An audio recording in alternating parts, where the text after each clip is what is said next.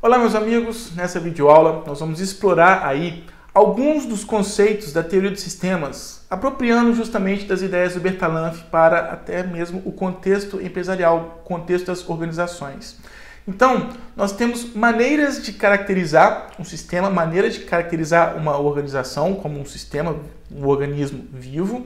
E mais ainda, para a gente entender como que as organizações vão se caracterizar enquanto sistemas, nós precisamos também ter o efetivo domínio, né? Exatamente desses conceitos básicos.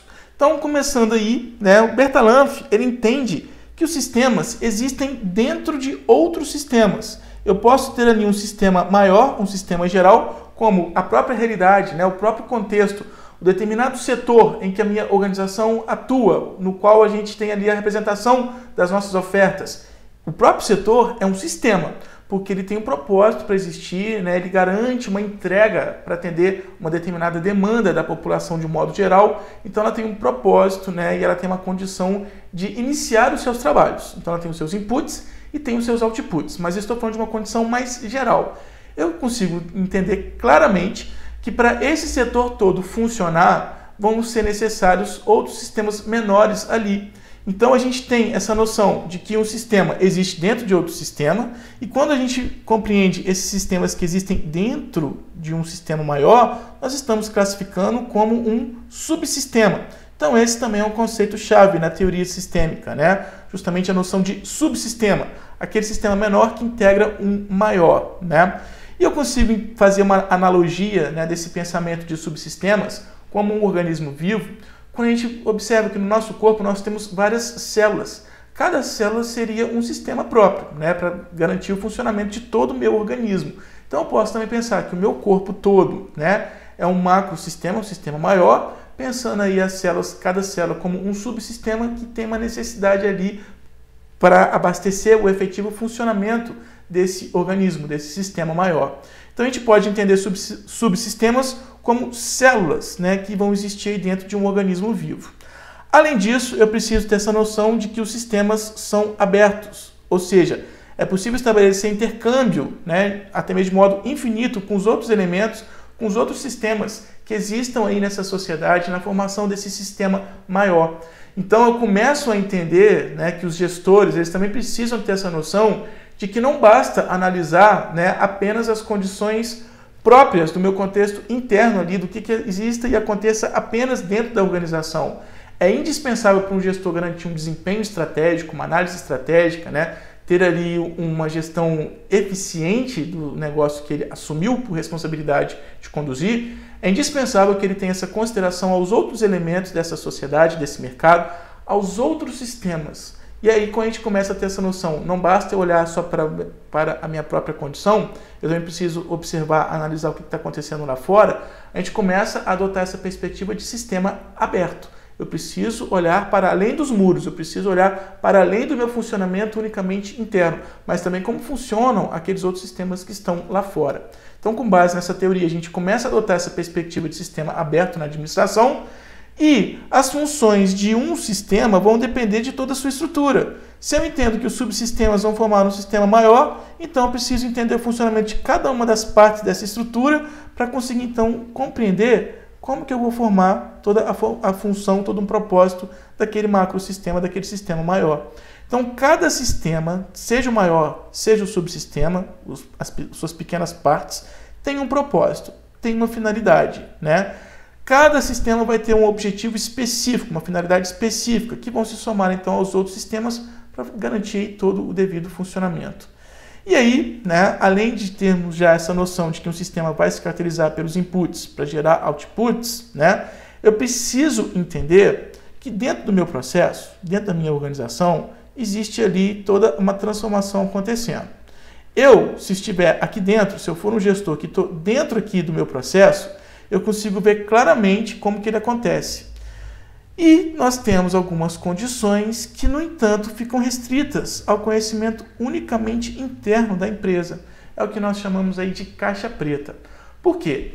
Imagine, por exemplo, se alguma coisa acontece de errado dentro ali do meu processo de trabalho. Se somente eu, gestor, ou os funcionários que estamos dentro desse sistema temos conhecimento, a gente ainda tem tempo de corrigir. E o mercado lá fora nem precisa ficar sabendo, né? É uma condição unicamente nossa, da nossa responsabilidade exclusiva. Então, caixa preta é aquilo que só é conhecido por quem está dentro do sistema. Mas acontece que, como a gente sabe que o sistema funciona dentro de outro sistema, a gente também precisa ter essa consideração ao feedback, que é exatamente a forma como a minha organização, o meu sistema, vai estabelecer o seu reabastecimento, né? Vai se apropriar de todas as informações, de todas as energias, de todos os estímulos que o mundo lá fora represente. Então, observe, né, que eu considerar essa perspectiva de sistema aberto, de olhar para o mundo lá fora, não se limita aí apenas, né, a entender o que está acontecendo. Quando eu analiso as circunstâncias, eu já começo também a trazer novas diretrizes, novas informações que precisam ser consideradas para os meus próximos processos. Então eu preciso, né, me apropriar, saber fazer uso dessas informações, dessas condições que o meio está me apresentando. Quando eu recebo, né, essas informações, exatamente eu tenho uma recepção de um feedback. Por exemplo, se nós temos o compromisso de entregar um produto tangível com qualidade, a satisfação, né, a percepção daquele consumidor que comprou aquele produto, se ele realmente consegue identificar que o produto realmente tem qualidade, ou se ele tem alguma queixa a apresentar que possa ser apropriada para melhorarmos os nossos processos, eu estou exatamente obtendo um feedback do mercado lá fora, né, do nosso público consumidor. E, logicamente, se eu quero garantir a minha permanência nesse cenário, eu vou, então, ter valorização dessa informação, porque vai ser estratégico para o meu melhor funcionamento para as próximas condições que a gente venha a enfrentar aí no nosso futuro. Então, o sistema, ele se retroalimenta nessa relação que ele estabelece com o mundo lá fora, com a sua realidade, com toda a sua condição, ele recebe informações que vão servir de base para definir como que ele pode melhor se adequar às condições ou até mesmo às exigências que essa sociedade lá fora apresente.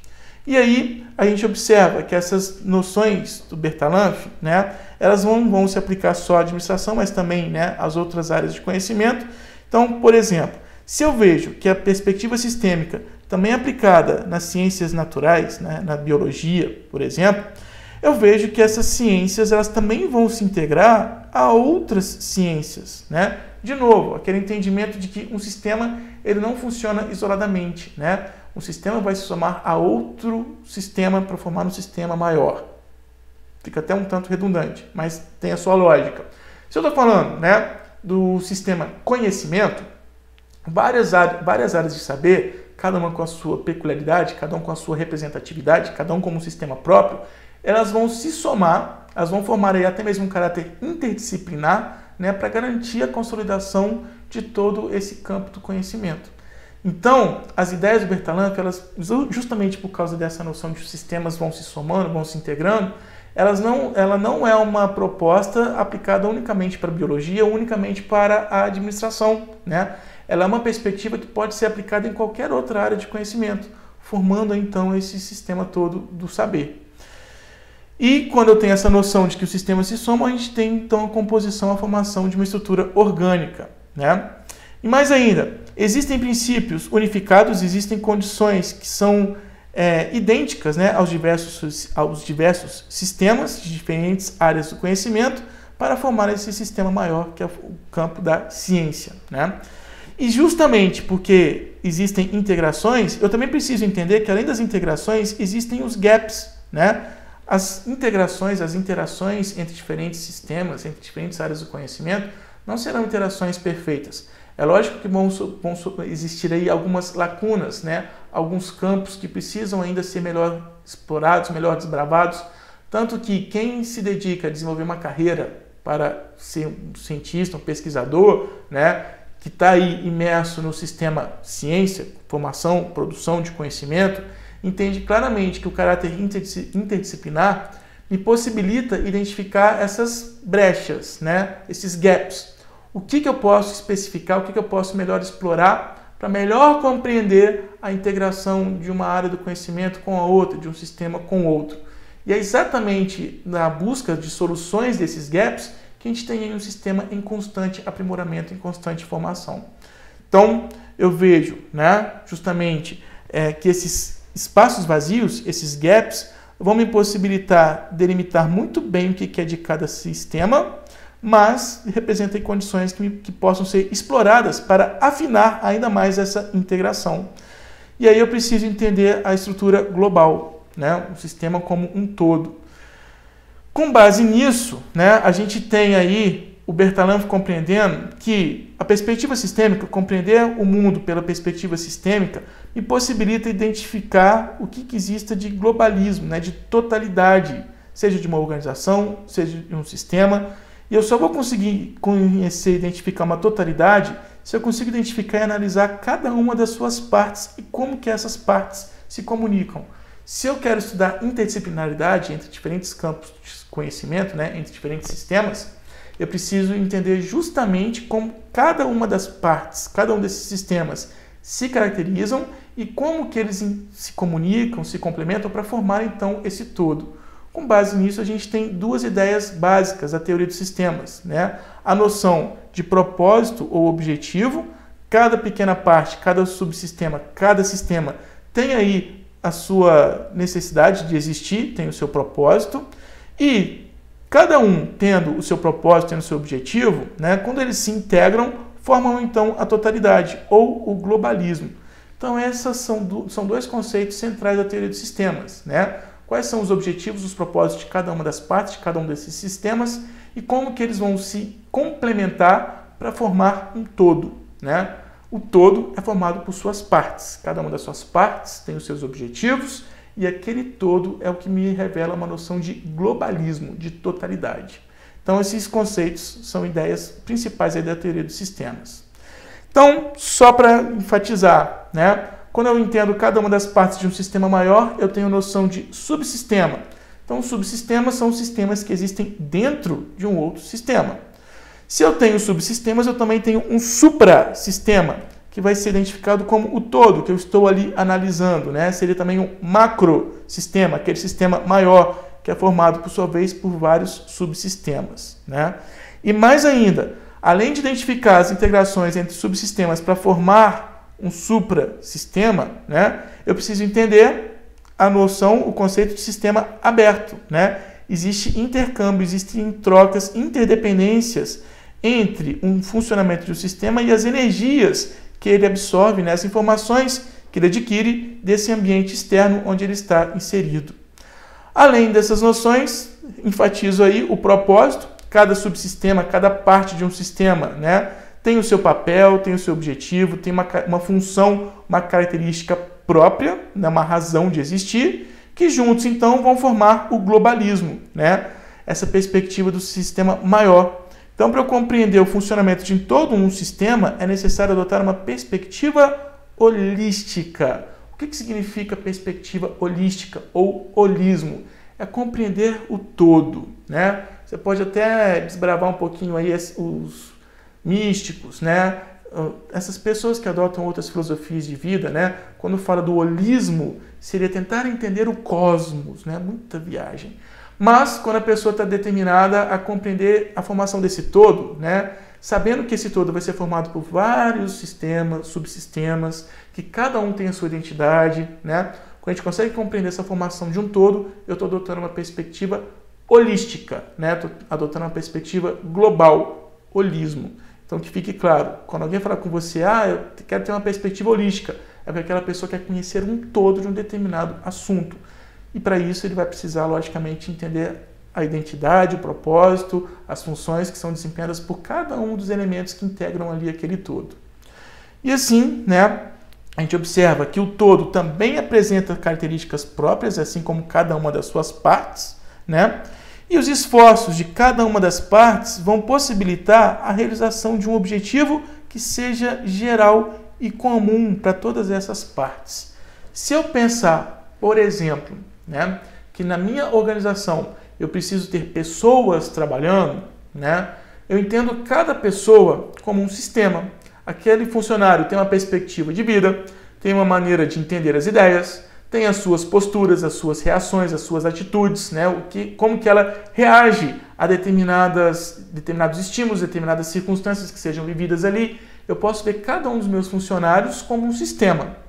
Mas para que esses funcionários trabalhem e façam toda a organização assumir ali o seu propósito para a sociedade, eu preciso entender que todos os seus interesses precisam estar concentrados num objetivo que seja compartilhado. Então, quando eu falo lá, determina o meu planejamento estratégico, né? A gente tem lá o nosso objetivo geral, a nossa visão, que é um ideal para o funcionamento da minha organização. Entenda que esse é um ideal aplicado em toda a organização, em todo aquele sistema. Mas eu gestor, ainda mais se for gestor de pessoas, preciso fazer com que cada um dos outros sistemas que existem ali, no caso os funcionários, as pessoas que trabalham naquela organização, que cada um saiba identificar como que vai se comprometer e vai se direcionar para aquele objetivo geral.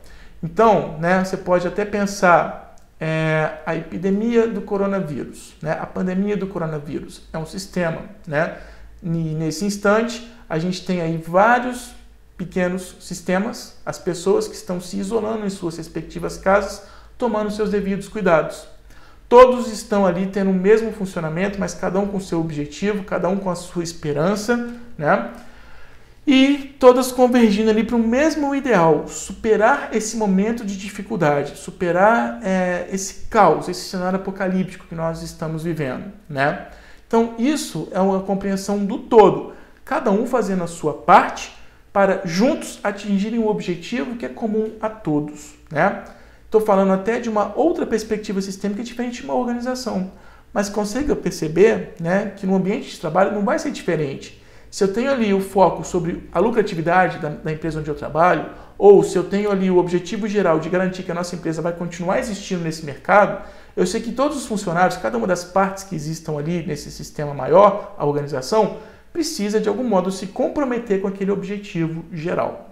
Esse objetivo geral vai caracterizar toda essa organização, vai caracterizar esse sistema maior, mas eu entendo claramente que cada funcionário, que cada pequeno sistema que vai formar esse sistema maior tem as suas expectativas, tem os seus interesses próprios, também tem as suas peculiaridades, que são as suas características próprias. Então, que fique claro, quando nós falamos de perspectiva sistêmica, né, teoria dos sistemas, eu entendo que um todo tem as suas características próprias e esse todo é formado por diversas partes. Cada uma dessas partes também tem as suas características próprias. Então eu entendo claramente, né, a totalidade, o globalismo, né, e os objetivos, os propósitos de cada uma dessas partes que podem convergir para consolidar um propósito de um sistema maior. E eu espero que toda essa divagação, né, que toda essa apropriação das ideias do Bertalanffy estejam claras aí para a sua compreensão. Muito obrigado por assistir esse meu vídeo. Eu ainda vou fazer um outro vídeo para ilustrar, né, para especificar como que os sistemas possam ser caracterizados. Nesse vídeo aqui eu quis enfatizar conceitos: globalismo, totalidade, subsistema, suprassistema, né, sistema aberto, feedback, caixa preta. Mas além de apresentar esses conceitos chaves, né, da teoria de sistemas, eu também preciso mostrar para você como que a gente pode caracterizar um sistema. Mas isso é um assunto que eu vou trabalhar aí num outro vídeo. Muito obrigado pela atenção.